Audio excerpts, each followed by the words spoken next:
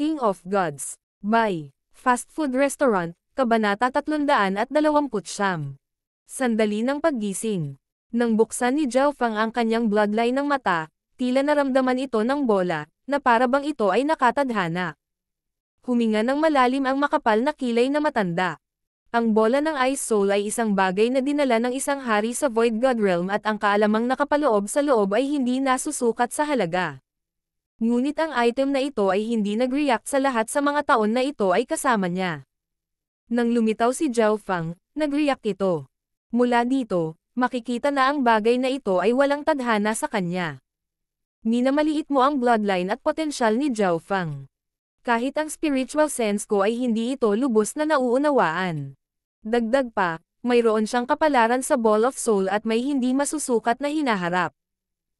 Sa makatuwid, maaari ko rin siyang tulungan hanggang sa dulo at bigyan din siya ng hindi kumpletong pahina ng Dark Eye.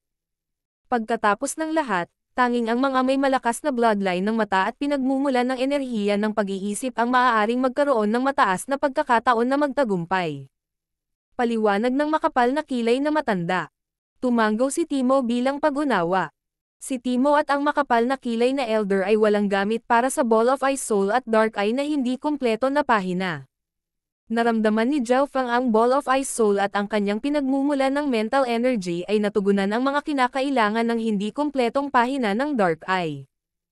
Ang lahat ay nakasalalay sa kanyang sarili. Dahan-daang pumikit ang makapal na kilay na matanda habang ang lahat ng kanyang aura, pati na ang kanyang buhay aura ay mabilis na nabawasan. Sa kabilang panig, kinuha ni Zhao Fang ang hindi kumpletong pahina ng Ball of Ice Soul at Dark Eye mula sa palasyo sa ilalim ng lupa. Iniisip niya kung sinong tao ang makapal na kilay na matanda para tawagin siyang Big Bro ng Deputy Patriarch. Maaaring ito ay tumalon ang puso ni Zhao Fang. Sa puso ng marami sa Iron Blood Religion, si Deputy Patriarch Timo ang huling nagpasya. Gayunpaman, ang posisyon ni Timo ay may salitang deputy. Ang tunay na patriarch ay hindi nagpakita ng halos 100 taon. Sinasabi ng mga alamat na ang Iron Blood Religion Patriarch ay lumahok sa misyon na sirain ang Scarlet Moon Demonic Religion at siya ay isang katunggali sa parehong panahon ng Scarlet Moon Patriarch. Pagkatapos nito, ang Iron Blood Religion Patriarch ay nakatulog ng mahimbing sa ilang kadahilanan. Bumalik si Zhao Fang sa kanyang lugar. Ang Ball of Ice Soul ay nagbigay ng malamig na pakiramdam sa kanyang palad, ngunit sa katotohanan, ang lamig na ito ay hindi umiiral. Ito ay totoo lamang sa salitang enerhiya ng kaisipan, isang kapangyarihan na katulad ng layunin ng espada o talam. Nang makita niya ito sa unang pagkakataon, ang God Spiritual Eye ni Zhao Fang ay nag-react. Binuksan ni Zhao Fang ang kanyang God Spiritual Eye at dahan-daang pinagsama ang kanyang kamalayan sa Ball of Ice Soul. Sa hindi malamang dahilan, ang lamig na iyon ay nakaramdam ng init kay Zhao Fang. Sa dimensyon ng kanyang kaliwang mata, ang nagyayelong lawa ay umaalon at ang hindi nakikitang lamig ay umalangaw sa buong antas ng enerhiya ng pag-iisip. Weng! Lumiwanag ang gitna ng bola ng Ice Soul. Ito ay transparent na kulay asol. Ang core ng Ice Blue ay hindi makikita sa mata dahil umiral lamang ito sa dimensyon ng enerhiya ng pag-iisip, ngunit nakita ito ng God Spiritual Eye ni Zhao Fang. Nang hawakan ito, naramdaman ni Zhao Fang ang ilang malabong impormasyon at kalaliman na nagmula sa Ice Blue Core na naglalaman ng kaalaman mula noong nakalipas na panahon. Hindi maintindihan ni Zhao Fang ang karamihan sa impormasyon, ngunit ang ilan sa kalaliman ay katulad ng mga diskarte sa enerhiya ng pag-iisip. Ito ba ang sinaunang daw ng kaluluwa? Mas malalim kaysa mental energy at mas malayo. Nag-isip si Zhao Fang at maraming tanong ang lumitaw. Natitiyak niya ang isang bagay. Ang kaalaman ng Ball of Ice Soul ay daan-daang kung hindi libu-libong beses na mas mahusay kaysa sa mga diskarte sa enerhiya ng isip na nakita niya noon. Kung ikukumpara dito, ang heart controlling technique ay wala. Kahit na ang lightning inheritance ay hindi maihahambing sa impormasyon at kalaliman dito. Ang tanging ikinalulungkot ay ang bagay na ito ay hindi kumpleto at ito ay bahagyang lamang. Pinagsama ni Zhao Fang ang kanyang kamalayan dito at ang anumang kalaliman sa loob ng Ball of Ice Soul ay kukuha ng mortal na kawalang hanggan upang maunawaan. Kung hindi dahil si Zhao Feng ay may mental energy techniques bilang kanyang pundasyon at matibay na pangunawa mula sa kanyang God spiritual ay pati na rin sa isang malaking mental energy source, hindi niya ito mahawakan. Sa isang kisap mata, 2 hanggang 3 araw ang lumipas. Ang layunin na nilalaman sa loob ng Ball of Ice Soul ay nahati sa mga antas ng God spiritual eye ni Zhao Feng. Ang unang antas, Foundation of Ice Soul. Ang pangalawang antas, Power of Ice Soul. Ang ikatlong antas, Heart of Ice Soul. Siyempre, hindi kumpleto ang impormasyon tungkol sa ikatlong antas at kinailangan ni Zhao Feng na gumugol ng 2 hanggang 3 araw upang kalkulahin ang hakbang na ito. Sa ngayon, naiintindihan ko lang ang nilalaman ng foundation. Napaisip si Zhao Feng. Kahit na ang Foundation of Ice Soul ay lumampas sa kaalaman ni Zhao Feng sa mental energy. Binaligtad ng ilang impormasyon ang pananaw ni Zhao Feng sa mundo sa paligid. Halimbawa, sa Foundation of Ice Soul, may mga talaan tungkol sa pagkakaroon na tinatawag na Warlock King. Ang Warlock King ay hindi pisikal na malakas, sa kabaligtaran, maaari itong ituring na mahina. Gayunpaman, ang mental energy ng Warlock King's Soul ay walang kamatayan at ang katawan para sa kanya ay isang lugar na matutuluyan. Kahit na ang kanyang katawan ay nawasak, ang Warlock King ay maaaring agad na lumipat sa ibang katawan. Ang Warlock King ay maaaring magkaroon ng maraming katawan at ang pagbabalik sa buhay ay hindi isang bihirang pangyayari. Ang katawan ay lalagyan ng buhay. Ang kaluluwa ng ubod ng lahat. Maaaring masira ang katawan hanggat nandyan pa ang kaluluwa. Kung wala na ang kaluluwa, wala na ang lahat. Tumanggo si Zhao Feng. Para sa mga tao, ang mga kaisipan at ideya ay ang pangunahin, na siyang kaluluwa. Chapter Leader, aalis na tayo papuntang kapital. Isang boses ang nagpatigil sa pag-unawa ni Zhao Feng sa umaga. Binuksan ni Zhao Feng ang kanyang mga mata at bahagyang napagod siya, ngunit napuno siya ng higit na pananabik. Masyadong mabilis ang oras. Sa labas, naghihintay si Daiye. Tinanguan ni Zhao Feng ang kanyang ulo at iniwan lamang ang kaunti sa kanyang kamalayan upang pagmasdan ang labas habang ginugugol ang halos lahat ng kanyang enerhiya sa kanyang pangunawa. Sa dakilang bulwagan ng Iron Blood Religion, sina Zhao Feng, Jiang Sanfeng, Daiye at Dongzhou ay nagtipon. Bumaba mula sa langit ang Golden Spear Blood Dragon Sedan at kasama nito ang 3 protector. Deputy Patriarch, narito ang lahat. Ngumiti si Daiye at sinabing, "Tara na." Tumanggaw si Timo sa Golden Spear Blood Dragon Sedan. Ang kabisera ay hindi malayo sa pangunahing punong tanggapan ng Iron Blood Religion at ang grupo ay inabot ng wala pang kalahating araw bago dumating. Nang pumasok sila sa kapital, medyo naging emosyonal si Zhao Feng.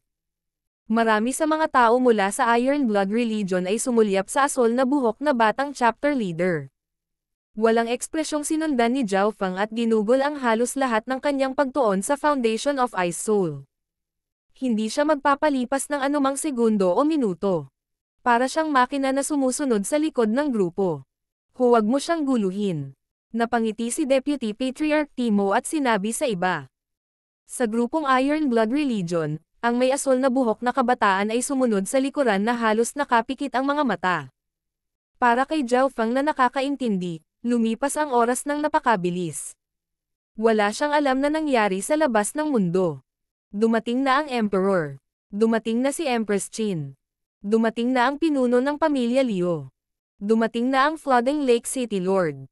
Walang kamalay-malay, si Zhao Feng ay pumasok sa isang magulong kapaligiran at pagkatapos ay umupo na lamang sa isang random na upuan. Sino itong asol na buhok na brat na ng ahas na umupo sa pre-order na upuan at natutulog? Nakakatawa. Asol na buhok, asol na mata, iyan ay si Zhao Feng mula sa Iron Blood Religion. Zhao Feng. Ang brat na dumukot kay Empress Qin. Lahat, tayo na at hulihin natin siya. Nagkagulo sa ibaba. Ang lugar ay nakalagay sa loob ng kapital na may malaking espasyo sa gitna at mga upuan sa paligid nito. Sa silangan na bahagi ay ang mga imperial kung saan dumating ang Emperor ng Canopy Great Country at Empress Qin. Ang iba pang puwersa ay ang Iron Blood Religion, Liu Family, Qin Sword Clan at iba pang malalakas na paksayon. Sa gitna ay may 8 sparring arena, bawat isa ay 1 milya squared malaki. Kasabay nito, nagkaroon pa ng mas mataas na kinatatayuan sa gitna ng 8 arena. 10 upuan ang inilagay sa kinatatayuan na maaaring tumingin sa ibaba sa mga nasa ibaba. Sa 10 upuang ito ay nakaupo ang 10 kabataan na lahat ay kumakatawan sa 10 pre-ordered na upuan ng Canopy Great Country. Ang mga may pre-order na upuan ay pansamantalang napili para lumahok at hindi na kailangang sumali sa komplikadong kompetisyon. Nakaayos na lahat ang 10 upuan. Sa unang upuan ay nakaupo ang isang golden robe brown-haired youth na medyo chubby. Ang kanyang mga mata ay nagbigay ng malabong gininto ang kislap at bawat paghinga ay naghahatid ng mabundok na presyon. Si Prince Jin, ang unang bituin. Sa pangalawang upuan ay may isang kabataang kulay bahaghari at magulo ang buhok. Nakahalukip-kap ang mga kamay niya at mukhang gangster. Si Wang Xiaogua, ang pangalawang bituin na nagmula sa Wind Cloud Clan. Sa ikatlong upuan ay nakaupo ang isang gwapong binata na nakasuot ng labanan na may matalas na sinaunang talon sa kanyang itim. Ang paminsan-minsang liwanag ay kumikislap sa kanyang mga mata at ang mga di nakikitang talon ay tila humihiwa sa hangin. Si Tian Yunji, ang ikatlong bituin. Sa ikaapat na pwesto, isang asol na buhok na kabataan ang nakaupo na nakapikit na parang natutulog. Sa sandaling ito, ang paksa ng talakayan ay itong asol na buhok na kabataan. Si Zhao Feng, isang Iron Blood Religion chapter leader at isang tumataas na henyo. Ang daming tao. Binuksan ni Zhao Feng ang kanyang mga mata at lumabas sa kanyang pangunawa na may kaunting pagod. Ang 10 pre-ordered na pwesto ay nasa gitna ng 8 arena at sa paligid nito ay ang mga paksayon ng bansa. Lumangalinga si Zhao Feng sa paligid at nakakita ng maraming tao sa lahat ng dako. Ang sparring ay magaganap sa 8 arena. Sa sandaling idilat ni Zhao Feng ang kanyang mga mata, mas maraming atensyon ang nakuha. Sa panig ng Imperial, ang Canopy Great Country's Emperor ay tumitig kay Zhao Feng. Marangal na nakaupo si Empress Qin at parang isang reyna. Kasabay nito, ang Flooding Lake City Liu family, pangunahing pamilya Tian, pangunahing pamilya Liu at kumpanya ay may malamig na hitsura. Ito ay lalo na para sa bahagi ng Flooding Lake City kung saan dumaikit ang mga mata ng Flooding Lake City Lord habang malamig na nakatingin kay Zhao Feng. Tahimik na nakaupo si Liu Qingxin na parang isang diyosa mula sa isang painting. Maging si Zhao Feng ay nagsimulang manlamig sa mga tinging ito. Zhao Feng, nagkita tayong muli. Isang nangingibabaw na boses ang lumitaw nang wala saan. Si Tian Yunji ang umupo sa ikatlong upuan, sa tabi niya. Hihihi, kaya ito ang pinakabatang chapter leader ng Iron Blood Religion. Sa unang upuan ay tumawa si Prinsipe Jin at malamig na inspeksyon si Zhao Feng. Sa sandaling nagising si Zhao Feng, maraming mga mata na may masamang intensyon ang tumingin sa kanya. Bukod pa riyan, ang iba pang 10 bituin pati na rin ang mga kakompetensya ay pawang nag-inspeksyon sa kabataang ito. King of Gods, Kabanata 330. Ang 10 malalakas. Nang magising si Zhao Feng, napagtanto niya na sa loob lamang ng ilang taon, marami na siyang naging kaaway. Kasama sa mga puwersang nasaktan niya ang mga Imperial, ang Flooding Lake na pamilyang Liu, ang pangunahing pamilyang Liu pati na ang mga pamilyang Tian at Yun. Kinidnap ni Zhao Feng si Empress Qin at sinira ang kanilang reputasyon. Sabi ng mga chismis, mas masahol pa ang ginawa niya sa kanya.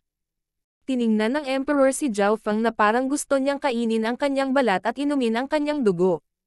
Si Zhao Feng ay tumakas mula sa Flooding Lake na pamilyang Liu at pinilit ang Flooding Lake City Lord na maabot ang True Lord rank. Higit pa rito, pareho ang Flooding Lake City Liu family at Empress Qin ay nagmula sa pangunahing pamilyang Liu, kaya sinaktan din sila ni Zhao Feng. Ang pananakit sa pamilyang Tian at Yun ay dahil halos sirain ni Zhao Feng ang kanilang numero 1 henyo na si Tian Yunji. Hindi lang iyon, muntik na niyang matanggal ang Yun side family ng Thousand Water Area at pinilit silang pumirma ng hindi patas na kontrata sa dugo. Upang maging sikat, kailangan ng isa na masaktan ang hindi mabilang na mga tao at puwersa. Ang presyo na kailangang bayaran ay maaaring isipin. Ngunit ang pinaka-ikinagulat ni Zhao Feng ay si Tian Yunji. Kung tama ang pagkakaalala niya, hinampas siya ni Zhao Feng ng Water Moon God Peach Fan at nasira ang kanyang bagong panganak na Blade Intent. Ang layunin ng talam at mga pag-atake ng enerhiya sa isip ay mga walang bisang pag-atake. Nanalo ang isang mas malakas at nanalo ang pinagmumula ng enerhiya ng isip ni Zhao Feng sa ibabaw ng kanyang Water Moon God Pitch Fan. Tian Yunji, hindi ko akalain na babangon kapag katapos mong mahulog at ang talam na nabuo ay mas malakas at matalas kaysa dati. Iniskan ng kaliwang mata ni Zhao Feng si Tian Yunji at nakita kung ano ang nangyari. Naramdaman ni Tian Yunji ang pag-freeze ng kanyang puso habang ang ice blue na mata ay nag-scan. Sa sandaling iyon, ang kanyang blade intent ay tila na-freeze ng yelo at halos hindi makagalaw. Ito. Anong nangyayari? Huminga ng malalim si Tian Yunji. Kung ikukumpara sa isang buwan o dalawa na nakalipas, ang bloodline ng mata ni Zhao Feng ay nagdulot ng higit na presyon sa kanya. Sa isang sulyap pa lang, halos ma-freeze na nito ang kanyang blade intent. Nakakatakot, anong pagbabago ang naranasan ng bloodline ng mata ni Zhao Feng o itinago ba niya ang kanyang lakas noon? Tiningnan siya ni Zhao Feng ng isang beses bago ipinikit ang kanyang mga mata at nagpatuloy sa pag-unawa sa nilalaman ng Foundation of Ice Soul. Ang Ball of Ice Soul ay naglalaman ng mas maraming gamit ng mental energy at dinala siya sa mundo ng Ancient Tao of the Soul. Hindi alam, ang mental energy technique ni Zhao Feng ay umabot na sa isang bagong antas. Mula nang ito ay sumailalim sa huling pagbabago, ang God Spiritual Eye ni Zhao Feng ay nag-evolve ngunit hindi niya alam kung paano gamitin ang buong potensyal nito. Ang orihinal na mental energy techniques ay hindi na ngayon sapat. Habang si Zhao Feng ay patuloy na nag-aaral araw at gabi ng Ball of Ice Soul, ang kapangyarihan ng God Spiritual Eye ay hinuhukay. Naghinala pa siya na noong Asher ang mata, hindi pa ito natagpuan ang orihinal na pinagmumulan ng kapangyarihan. Sa mas mataas na kinatatayuan sa gitna ng mga arena. Ang 10 pre-ordered na pwesto ay kumakatawan sa mga bansang 10 pinakamalakas na henyo na nag-survey sa mga nasa ibaba. Ang pang-apat na kabataan ay nagsimulang matulog muli, hindi pinansin ang mundo sa labas. Ang Zhao Feng na ito ay walang katotohanan na mayabang. Naningkit ang mga mata ni Prince Jin habang kumikislap ng ginto. Nang magising si Zhao Feng, binati niya ito ngunit hindi man lang nag-abala ang una. Palibhasa'y prinsipe at numero 1 henyo na may pinakamalakas na bloodline, walang nakaranas sa kanya ng ganito noon. Siyempre, hindi lahat ng sisihin ay maaaring ibigay kay Zhao Feng. Una, hindi niya kilala si Prince Jin at higit sa isang tao ang bumati sa kanya.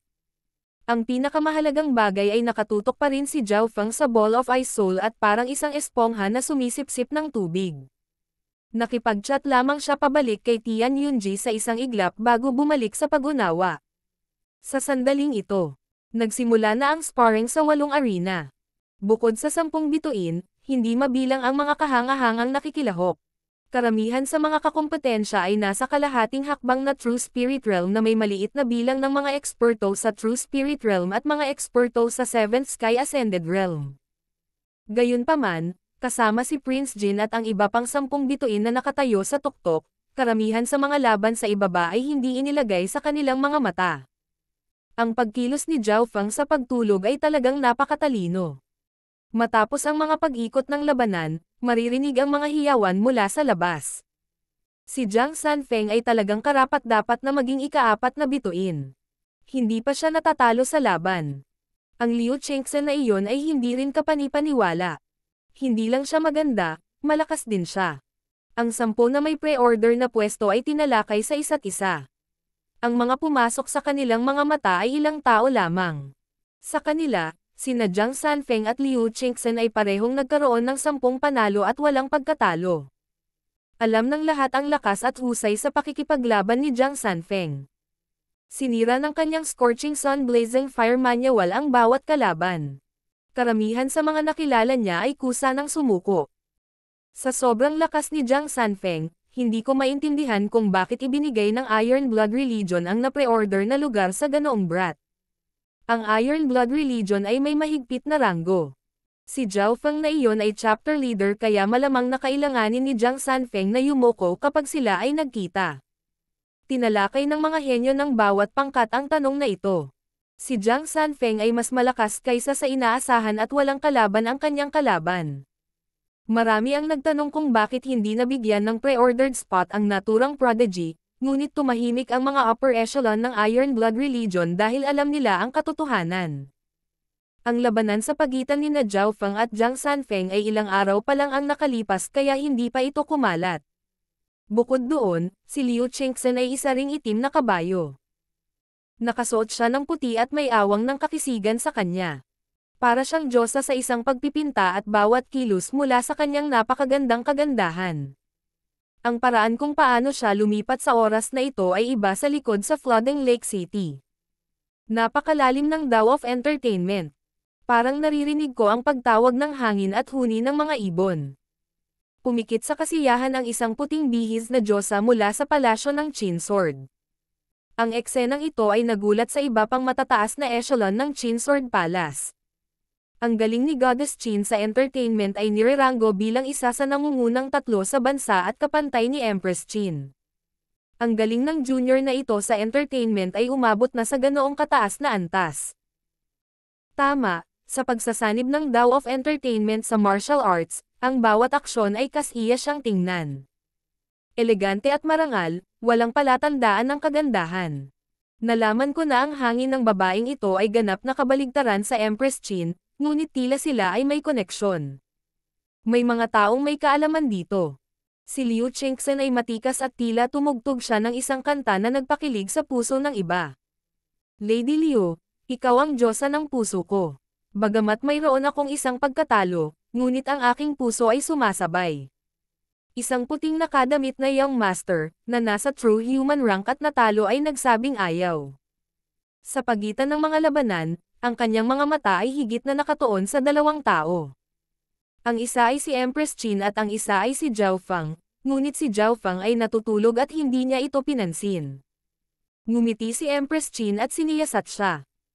Ang salpukan ng dalawang paningin ay tila isang hindi nakikitang labanan. Pagkalipas ng 2 araw, napagpasyahan ang nangungunang 10.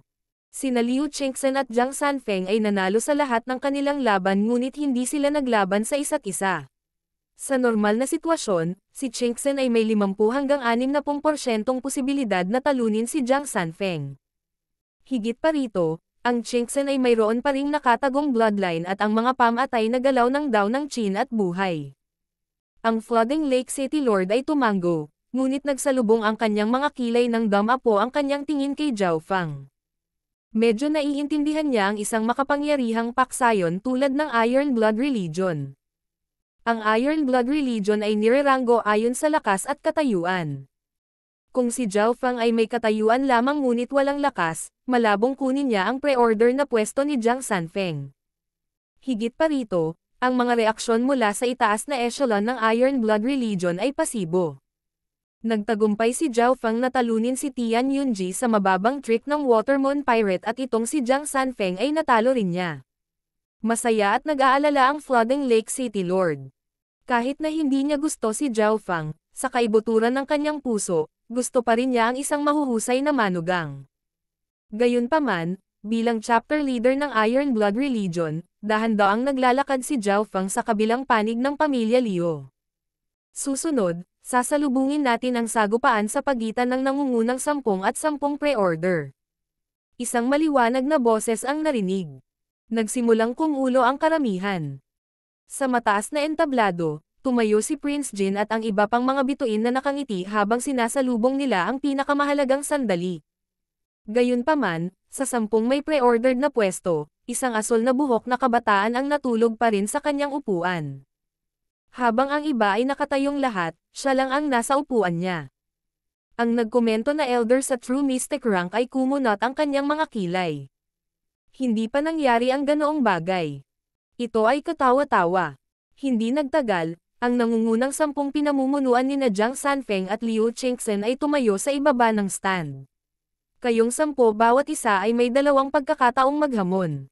Kapag pareho silang nauwi sa kabiguan, mawawalan ka ng pagkakataong makapasok sa Sacred True Dragon Gathering.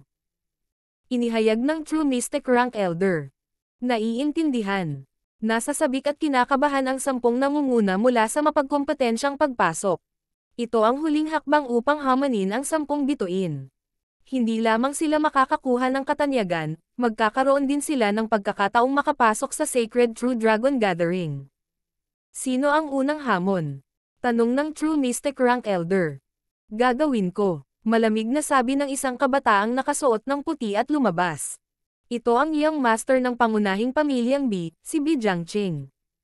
Hihihi, itong young master na si B ay natalo sa Chengsen's Dao of Entertainment at hindi na maaalis dito. Mula sa karamihan ay nagmula ang mga tawanan, ngunit karamihan sa mga ito ay may mabuting puso. Kung tutuusin, itong young master na si B ay gwapo, talentado at may malasakit na puso. Sino ba ang hindi nagkagusto sa kanya? Tumayo si B Jiangqing sa mataas na kinatatayuan pagkatapos ay tinitigan ang kanyang mga mata mula sa simula hanggang sa wakas, sa nakalipas na si Prinsipe Jin, Wang Xiaoguai, Tian Yunji at ang iba pa. Alam niya na wala siyang pagkakataon laban sa numero 1 o 2. Si Prince Jin ang may pinakamalakas na bloodline at walang talo. Ang pangalawang numero, si Wang Xiaoguai, ay isang halimaw na lumaban na parang baliw. Kahit si Tian Yunji ay pinigilan niya. Ang pangatlong numero na si Tian Yunji ay naunawaan ang layunin ng talam at may malakas na lakas sa pakikipaglaban. Para naman sa ikaapat na natutulog na asol na buhok na kabataan, masikat siya dahil inagaw niya si Empress Qin at tila minana niya ang pamana ng pirata ng Watermoon. King of Gods, Kabanata 331. Eye of Ice Soul. Si B Jiangqing ay nagkaroon ng cultivation ng true human rank at siya ay nireranggo sa ika-6 na nangungunang 10 mula sa mapagkompetensyang pagpasok. Nangangahulugan ang tagumpay na ito na malinaw na nadurog niya ang hindi mabilang na mga henyo sa ilalim ng kanyang paa at nakalikom ng liwanag sa kanya. Gayunpaman, sa harap ng 10 henyo na may pre-ordered spot, ang kanyang ekspresyon ay solemne at hindi siya nang ahas na maliitin ang sinuman. Wala siyang tiwala na matalo ang sinuman sa kanila, at wala siyang pag-asa laban kay Prince Jin at kasamahan. Para lamang manalo sa isang laban lamang ay mangangailangan ng maraming pagsisikap. Pasulong at paatras ang tingin ni B Jiangqing hanggang sa tuluyan itong mapunta sa ika-4 na upuan, kung saan naroon ang natutulog na kabataang asol ang buhok. Ika-4 na numero, ikaw na. Huminga ng malalim si B Jiangqing at gumawa ng isang desisyon na may mga matang nakatusok. Ang pagpili kay Zhao Feng ay bunga ng malalim na pag-iisip at dahil sa dalawang dahilan. Bilang isa sa 10 na may na-pre-order na pwesto, si Zhao Feng lamang ang hindi isa sa 10 bituin at bagaman sikat si Zhao Feng, nabalitaan na ginamit niya ang mababang panlilinlang ng pirata ng Watermoon. Nangangahulugan ito na hindi alam ang tunay na lakas ni Zhao Feng. Pangalawa, Liu Qingxen. Sa sparring noon, natalo si B Jiangqing sa kagandahan at kamahalan ni Liu Qingxen.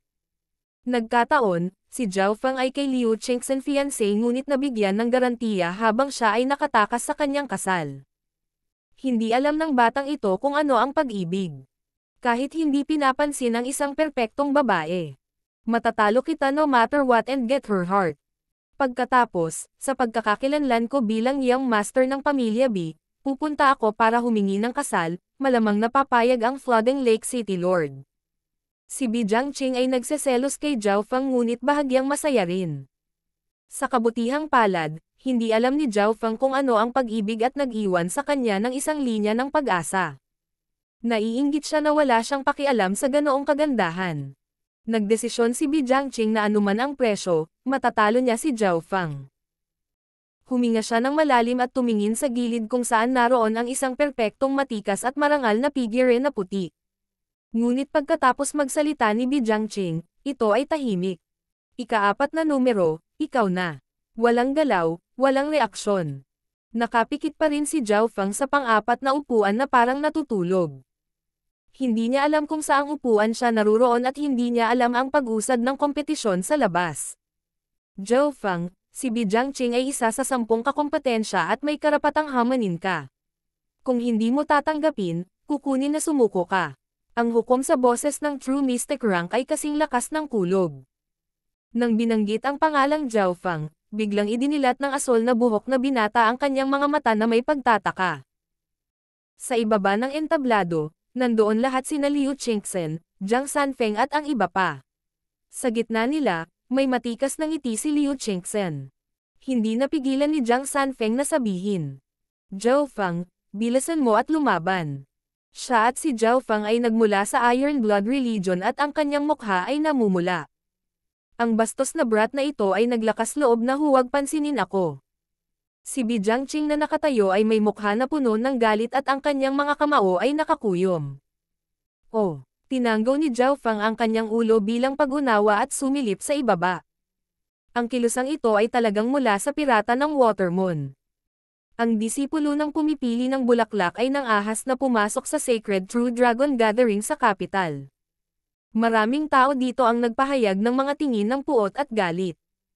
Ang ilan sa mga nakatatandang henerasyon ay nakipag-ugnayan pa sa pirata ng Watermoon noon ngunit natalo. Ang mga Imperial ay punong-puno ng intensyong pumatay at galit. Kung hindi dahil nagmula si Zhao Feng sa Iron Blood Religion, malamang na mayroong grupo ng mga eksperto na lumilipad para parusahan siya. Sa arena, hinarap ni Zhao Feng si Bi Jiangqing. Walang ekspresyon ang dating, pero parang may hint ng iniisip. Bagamat nasa arena sila, ang focus ni Zhao Feng ay nasa Ball of Ice Soul pa rin. Nagawa ni Zhao Feng na makapasok sa unang antas ng Foundation of Ice Soul at umabot sa isang bagong antas. Asher Fire Green Sky. Pinag-cross ni Bi Jiangqing ang kanyang mga kamay at ang kanyang mga mata ay kumislap ng Asher habang ang kanyang buong True Spirit Chi ay tila nag-aapoy. Ho! Nabalot siya ng isang layer ng Asher Light at nagsimulang magpalabas ng nagniningas na apoy. Ang higit na hindi kapanipaniwala ay ang kanyang True Spirit Chi ay nagawa pang basagin ang hadlang ng antas ng paglilinang. Ang Asher Fire Green Sky ay isang lihim na pamamaraan mula sa pangunahing pamilya ng Bi at magagamit lamang sa kombinasyon ng kapangyarihan ng Bloodline. Ang Bloodline Secret Technique na ito ay maaaring magpapataas ng compatibility sa Heaven-Earth Yuan Chi at ang kanyang lakas sa pakikipaglaban ay maaaring doblehin man lang. Nakita ito ng mga eksperto mula sa bansa. Hindi maganda. Ang Asher Fire Green Sky ay maaari lamang gamitin ng mga nasa huling yugto ng True Human Rank kung hindi ay masasaktan nito ang pundasyon at makapinsala sa kanyang bloodline power. Nagbago ang ekspresyon ng mga tao mula sa pangunahing pamilyang Bi. Sa isang maikling paghinga, ang lakas ng labanan ni Bi Jiangqing ay mabilis na tumaas at maihahambing kay Jiang Sanfeng. Ang mga mata ni Bi Jiangqing ay naging ganap na Asher at sinumpa niya si Zhao Feng na parang isang Diyos. Sa sandaling ito, ang Asher na apoy ay bumalot sa buong lugar at ang nakakatakot na kapangyarihan ay sapat na upang ilipat ang mga nasa pinakamataas na yugto ng True Human Rank. Habang ang Asher na apoy ay malapit nang lumunin ang asol na buhok na kabataan. Bakit hindi ka lumalaban? Bumilis ang tibok ng puso ni na Jiang Sanfeng at Dai Ye. Ang True Spirit Chi ni Zhao Feng ay walang reaksyon, na parang wala man lang siyang planong gumanti. Bastos na bandido, mamatay ka. Si Bi Jiangqing ay may mapagmataas na ekspresyon habang ang kanyang mata ay malamig na kumikislap, ngunit sa sandaling iyon, ang kaliwang mata ni Zhao Feng ay tumingin sa kanya sa unang pagkakataon. Ang kaliwang mata ay parang walang butas na nagyayelong lawan na nagbigay ng malamig na lamig. Nagsimulang magsinok si Bi Jiangqing at maging ang kanyang pag-iisip ay tila nagyelo habang ang kanyang mga galaw ay bumagal ng 12-dosenang beses. Ang lamig ay hindi umiral sa pisikal ngunit ito ay nagmula sa mental energy soul. Nanginginig si Bi Jiangqing habang nanlalaki ang mga mata. Parang nanlamig ang buong katawan niya. Sa titig ng iba, parang napakabagal ang kilos niya. Dahil sa pagyayelo ng kanyang mental energy, nawalan siya ng kontrol sa kanyang katawan at true force pati na rin sa bloodline. Para siyang sanggol na natututo sa mga unang hakbang nito. Bam! Pinalayas siya ng arena ng may asol na buhok.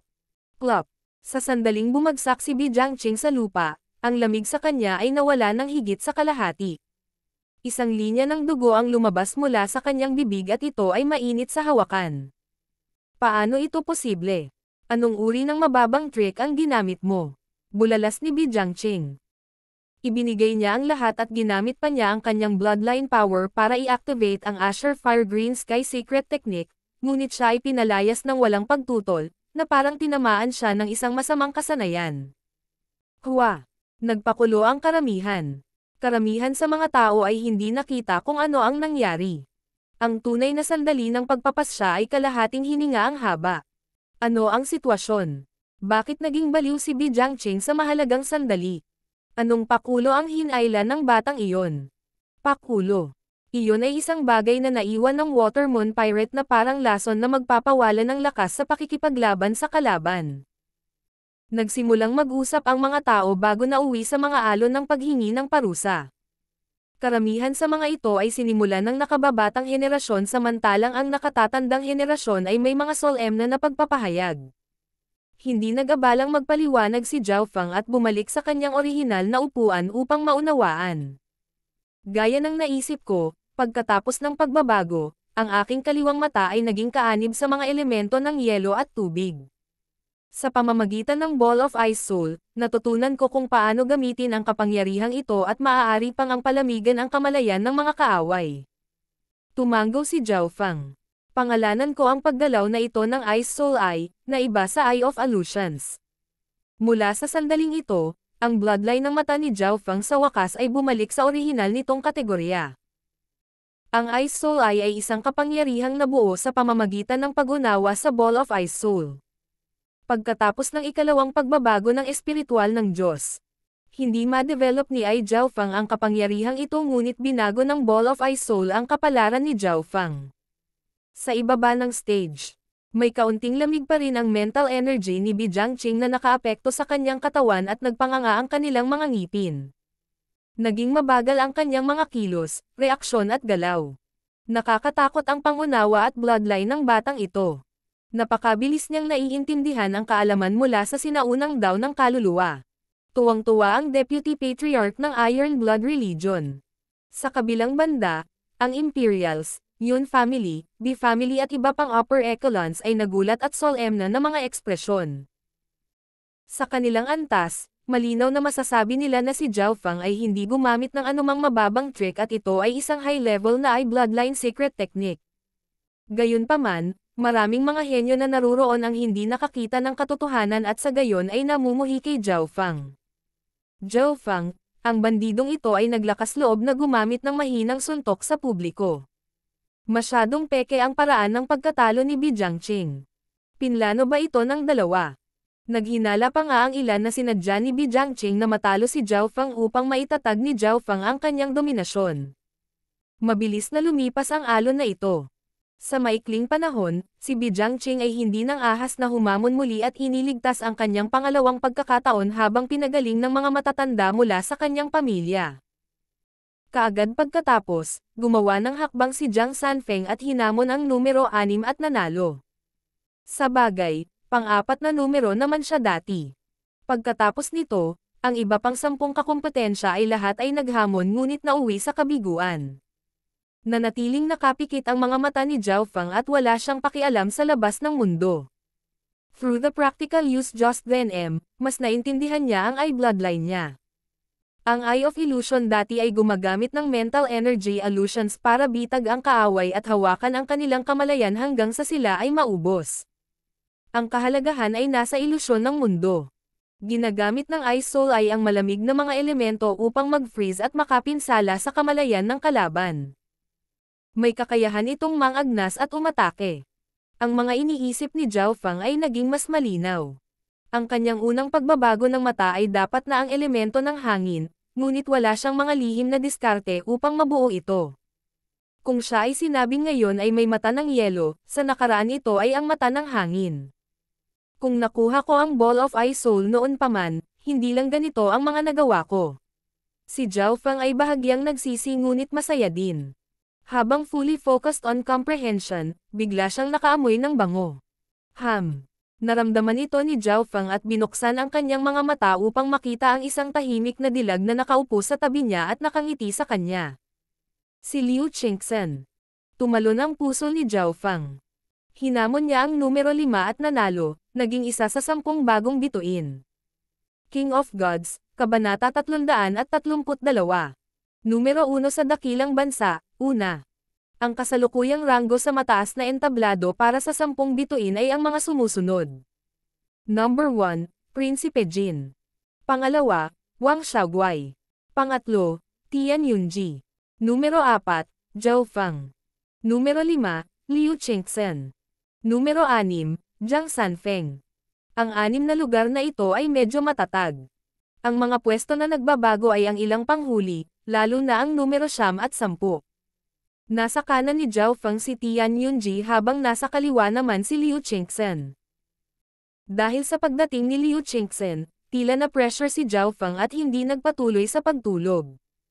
Tahimik na umupo sa tabi niya si Liu Qingxen na walang mga palatandaan na sinisisi siya at sa halip, bakas sa mukha niya ang kagalakan. Bagamat tumakas si Zhao Feng sa kasal, engaged pa rin sila. Ibig sabihin, nagkaroon pa rin ng magkasintahang relasyon ang dalawa sa pagpasok nila sa competitive area na ito. Kung walang anumang sorpresa, ang dalawa ay parehong tumuntong sa tunay na yugto ng kontinente. Ang gayong tadhana ay napuno ng kulay at pagbabago. Nasiyahan si Liu Qingxen habang tinitingnan niya ang asol na buhok na kabataan sa susunod na pagkakataon na siya ay may init. Sa mataas na entablado, paminsan-minsan ay nagtagpo ang mga mata ni na Zhao Feng at Liu Qingxen. Medyo awkward ang una habang nakangiti ang huli pero hindi nagsasalita. Pinaikit ni Prince Jin, na numero 1, ang kanyang mga mata habang inis kanya ito kina Zhao Feng at Liu Qingxen. Natigilan siya sa kagandahan ni Liu Qingxen. Ang aura, hitsura at talento ni Liu Qingxen ay may hahalin tulad sa Empress at siya ang pinakaangkop para sa isang asawa. Kung maaari ko siyang kunin bilang aking asawa, kukunin ko ang suporta ng pamilyang Liu sa Flooding Lake at kahit nabawiin ang mga koneksyon mula sa pangunahing pamilyang Liu at Empress Qin. Malaki ang posibilidad na maging emperor ako. Bumilis ang tibok ng puso ni Prinsipe Jin nang halos mawalan ng kontrol ang medyo mataba niyang mukha at tumawa. Habang iniisip niya iyon ay lalo siyang naantig. Una, ang personal na alindog at hitsura ni Liu Qingxen ay ganap na kabaligtaran ni Empress Qin ngunit maihahalin tulad siya sa kanya. Higit pa rito, nagsanay siya sa Tao of Entertainment at nagustuhan ang katahimikan para hindi siya maging ambisyoso tulad ni Empress Qin. Pangalawa, ang kapangyarihan sa likod ni Liu Qingxen.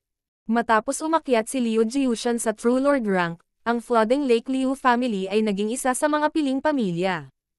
Matapos maabot ng Flooding Lake City Lord ang True Lord rank, ang kanilang kabuuang lakas ay naging malapit sa alinman sa 4 na pangunahing pamilya. Siyempre, hindi alam ni Prinsipe Jin na may problema sa pagitan nila Empress Qin at Liu Qingxen na hindi kayang lutasin. Gayunpaman, sa sandaling ito, ginawa niya ang kanyang desisyon. Zulin. Nakipag-ugnayan si Prince Jin sa isa sa 10 kakompetensya gamit ang kanyang spiritual sense. Brother Jin, anong kailangan mo? Magalang na sabi ng binata na nakasuot ng lila. Nagsimulang mag-usap ang dalawa sa pamamagitan ng kanilang espiritual na kahulugan. Ang kabataang ito na nakasuot ng lila ay isa ring henyo ng mga imperial at siya ay pang-4 sa 10 kakompetensya, na mas mataas ang ranggo kaysa kay Bijiangqing. Mayroon kang 2 pagkakataon na maghamon. Gamitin ang isa sa kanila para hamanin si Zhao Feng at siyasatin siya.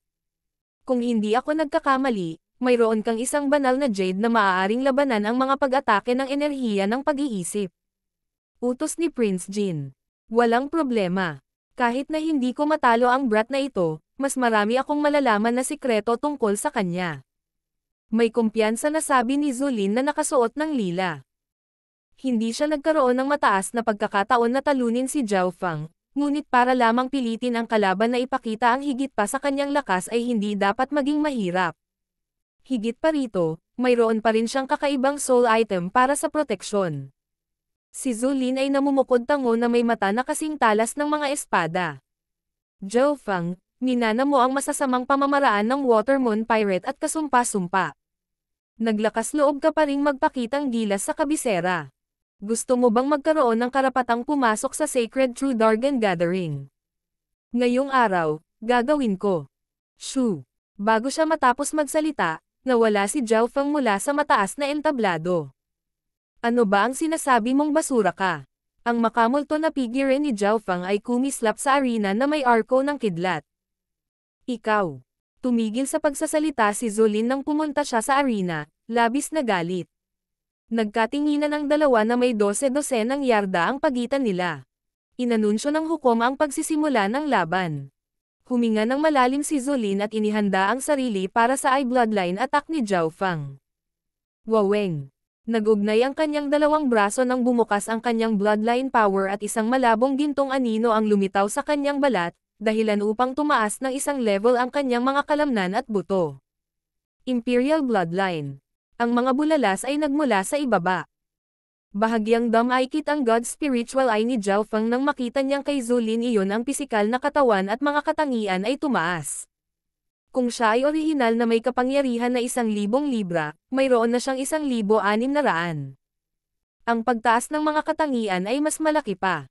Kung maaari siyang kumuha ng 1,000 libra na pinsala, maaari na siyang kumuha ng 1,800. Ito ay hindi kasama ang ilang mga karagdagang kakayahan. Bahagyang naantig si Zhao Feng. Ang Imperial Bloodline ni Zulin ay bahagyang mas mahusay kaysa kay Zhao Feng sa mga tuntunin ng kapangyarihan sa labanan at si Prinsipe Jin ang may pinakamalakas na bloodline, ibig sabihin na ang kanya ay hindi nasusukat.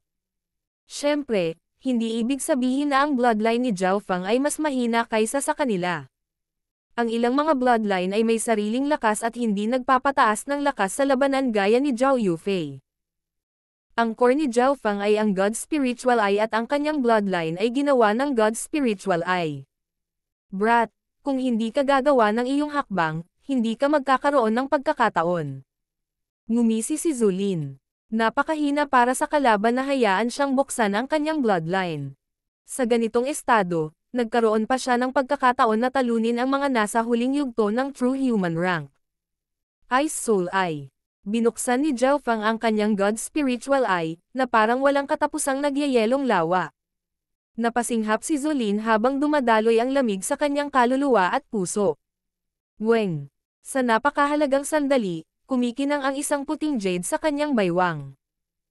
Ngunit kahit na noon, ang pag-iisip ni Zulin ay hangina lamang ng 10 hanggang 20%. Ang lamig sa dimensyon ng enerhiya ng kaisipan ay mabilis na nabura at lumawak. Sa ilalim ng isang paghinga oras, ang kanyang puso ay nagyelo. Mula sa pananaw ng iba, si Zulin ay parang isang mahinang matandang lalaki na ang mga kilos at ekspresyon ay mabagal. Bahagyang nanginig ang kanyang figure at puno ng takot at kawalan ng magawa ang kanyang mga mata. Bam! Dahan-daang lumapit si Zhao Feng at sumipa palabas. Sa ilalim ng nakanganga na mga tingin ng karamihan, si Zulin ay pinaalis sa arena. Bago ipahayag ng hukom ang resulta, nawala si Zhao Feng sa arena at bumalik sa pang-apat na upuan. Wag! Lumuwa si Zulin ng isang subo ng dugo at mabagal pa rin ang kanyang pag-iisip. Paano ito posible? Ni hindi ko magawang tingnan siya kahit isang sulyap. Hua! Nagpakulo ang karamihan. Si Zulin ay walang pagtutol kahit na sa kanyang lakas at kapangyarihan sa linya ng dugo. Seryoso ang mukha ni Prince Jin. Ang hamon ni Zulin ay lalong nagpapataas ng katanyagan ni Zhao Feng. Sa 10 may pre-ordered na pwesto, sina Tian Yunji at Zhao Feng ay parehong tinapos ang kanilang mga kalaban sa isang galaw. Ang kaibahan ay si Tian Yunji ay nakabuo ng isang blade intent na mas malakas kaysa dati at pinigilan ang kanyang kalaban ng lubos na puwersa. Ang mga kalaban ni Zhao Feng ay walang anumang pagtutol. Para naman sa number 1 at number 2, sina Prince Jin at Wang Xiaoguai, walang nang ahas na hamanin sila. Ang dahilan kung bakit hinamon si Tian Yunji ay dahil inisip ng isang henyo na baka nasugatan pa ang kanyang blade intent at maaari siyang manalo. Papasok na ang kompetisyon sa mga huling yugto at 10 pwesto ang napagdesisyonan. Ang unang 6 ay hindi nagbago. Prince Jin, Wang Xiaoguai, Tian Yunji, Zhao Feng, Liu Qingxen, Zhang Sanfeng. Sa huling 4, 3 sa kanila ang bago. Kapansin-pansin na sina Zulin at Bi Jiangqing na humamon kay Zhao Feng ay parehong natalo. Ang dalawa ay inatake ng Ice Soul Eye ni Zhao Feng at nagyelo sa dimensyon ng mental energy. Bagamat maaari itong gumaling mula sa mga espiritual na table task at mga doktor, sa maikling panahon ay hindi ito ganap na gumaling. Ang mga epekto ay ang kanilang mga reaksyon ay mas mabagal kaysa sa iba at malinaw na wala silang pag-asa na makakuha ng pwesto. Si Zulin at Bi Jiangqing ay puno ng panghihinayang. Parehong itinago ng dalawa ang ilang lakas sa kompetisyon at nagkaroon ng pagkakataong makapasok sa Sacred True Dragon Gathering ngunit dahil hinamon nila si Zhao Feng, nawalan sila ng pagkakataong makapasok. Zulin, babayaran kita kapag may pagkakataon ako. Inaliw ni Prinsipe Jin si Zulin. Hindi niya inaasahan na ganito rin ang mangyayari. Sino ang mag-aakala na ang Ice Soul Eye ni Zhao Feng ay magiging napakapangwasak, nagyayelong mental na enerhiya at nag-iiwan ng mga sugat. Ang pinakamalaking pagkakaiba sa pagitan ng Ice Soul Eye at Eye of Illusion ay ang una ay isang mental energy attack samantalang ang huli ay isang mental energy illusion. Kung ang aking Ice Soul Eye ay sapat na malakas, maaari nitong palamigan ang kamalayan ng kalaban at pilitin ang kalaban sa isang walang hanggang pagtulog. Ramdam ni Zhao Feng kung gaano kakilakilabot ang pagguho ng Ice Soul Eye.